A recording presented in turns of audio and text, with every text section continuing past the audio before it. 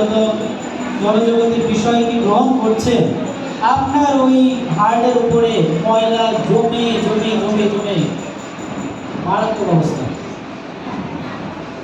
ভালো জিনিস বললে মানুষ খারাপভাবে নিয়ে নেয়। কেন?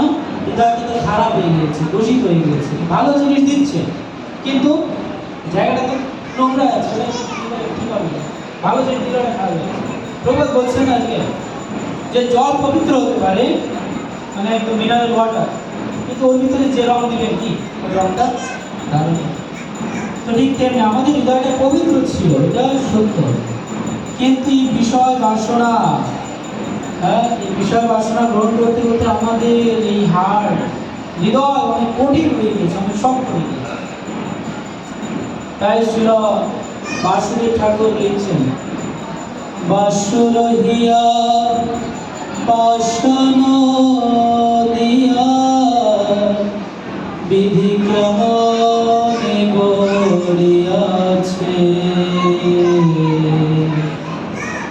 বাসুদেব ঠাকুর উনি বৈষ্ণব আচার্য, উনি বলছেন যে বাসুর হিয়া পাষাণ দিয়া বিধি কেমনে গড়িয়াছে। ভগবান, তুমি আমার হৃদয়টাকে কত কঠিন ভাবে তৈরি করেছ যে কৃষ্ণ বলতে না চলে আসি, আমি ভগবানের নাম করলে, ভগবানকে ডাকলে তো সামনে আসে না, ভিতরে ঘরে নরম হয় না। কি দিয়ে বলেছে কিন্তু ভগবানের ভিতরে, কিন্তু আমাদের অন্য বিষয়ে কান্না চলে আসে, জড় বিষয়ে। ভালো প্রিয় মানুষ কোনো খারাপ কথা একটু বলে দিই, কোনো কথা, ছেলের প্রতি বাবার কত আশা, কোনো স্বপ্ন, ছেলে একটু বাবাকে কোনো কথা বলে দিবেন, ব্যাস বাবা একদম ডিপ্রেশনে ডেপ্রেশনে চলে যাবে। মাকে একটু বলে দিন, ব্যাস সব শেষ। স্বামী স্ত্রীকে একটু বলে দিন, সব শেষ। স্ত্রীর স্বামীকে একটু বলে দিন, একটু কথার মাধ্যমে সব হয়ে যাচ্ছে, একটু বলে দিন, ব্যাস ভিতরে এত আঘাত লাগে। কান্নার এক সময় এত কান্না, এত কাঁদে। কিন্তু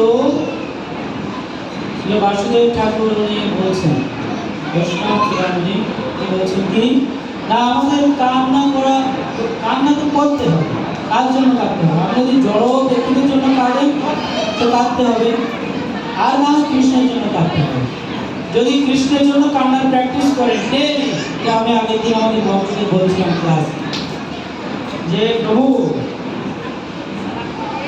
আমাদের প্রত্যেক দিন যেমন মঙ্গল আরতি করি টাইম আছে 4:30টায়, জব ক্লাস করি 5:30টায়, গুরু পূজা করি 7:30টায়, প্রসাদ পাই 9টায়। এই যে টাইম